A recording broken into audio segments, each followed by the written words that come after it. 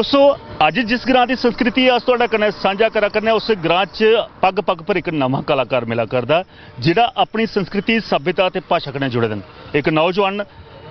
आपू गांदे भी हैं ते म्यूजिक भी आपू तैयार करा करदे इंदे कन्नै गलबात करी इंदे कोल भी किश सुनिए तुहाडे तक पहुंचाने का प्रयास करने भाई जी क्या नाम है तुहाडा? हाँ जी, मेरा नाम गौतम गणेश है। गौतम जी उधमपुर इयां भी आखदे भाई डोगरी मिट्ठी अगर कुतै बोली जाती है तो उधमपुरा च बोली जाती है ते डोगरे दा मान रखने वास्ते तुस भी कुछ गुनगुना दे केड़ा गीत गुनगुना दे हो जरा साढ़े दर्शकें लई? ये अस रिकॉर्ड कराने असी गाने नवा गाना साढ़ा हूँ थोड़े दिनों तक अस इसी लॉन्च भी कराने हाली तो म्यूजिक का काम चला रहा है जी। मैं थोड़े कन्नै दो चार लाइनां दियां सुनागा जरूर। बिल्कुल। तेरी गै नुआर दिन राती चेते आउंदी ऐ ओ तेरी गै नुआर दिन राती चेते आउंदी ऐ इयां लगे कोल गै तू बेइये मुस्कांदी ऐ हो इयां लगे कोल गै तू बेइये मुस्कांदी ऐ तेरी गै नुआर दिन राती चेते आउंदी ऐ हो तेरे कोला दूर आइए हो चित नहीं लगदा। ये जड़ा मतलब गाना है एक फौजी के उपर लिखा गया कि फौजी बाहर है साड़ा डोगरा वो गल करा दा अपनी मतलब कि अपनी मैसेज की याद करी है हो तेरे कोला दूर आइए चित नहीं लगदा बड्डी बड्डी खांदा है नजारा सोने जगदा हो बड्डी बड्डी खांदा है नजारा सोने जगदा नजारा सोने जगदा वो गरने दी छां ते ओ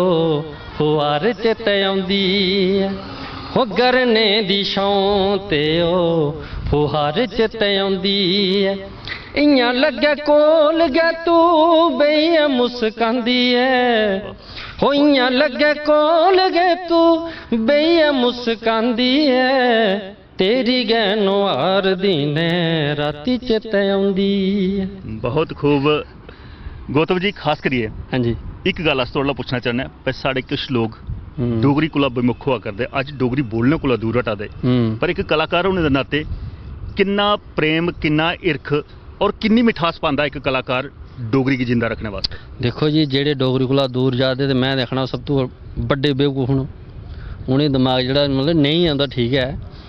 अपनी भाषा की बधाना या बोलना ये कोई लाज शर्म वाली तो कोई गल ही नहीं है। अस आपस में भी डोगरी बोलने अगर ओदे गाने बनाने या मतलब हालांकि मैं आपे भी पंजाबी बड़े ट्रैक में किते हैं हिंदी भी मैं किते हैं जेडे मेरे इस टाइम भजन जेडे मार्केट च चला दे हैं साढ़े कुलदीप राज भैया जी इन्हें मतलब कि वीडियो बनाए मेरे बड़े ते आखना मतलब ये कि डोगरी की भी जड़ा साड़ा अपना कल्चर है इसी जरूर करना चाहिए दूर नहीं जाना चाहिए एह्दे कोला बड़ी अच्छी बोली है साड़ी। दूई भाषा कन्नै तुसें गाया तुसें मार्केट च एल्बम भी कड्ढियां न पर जिल्लै अपने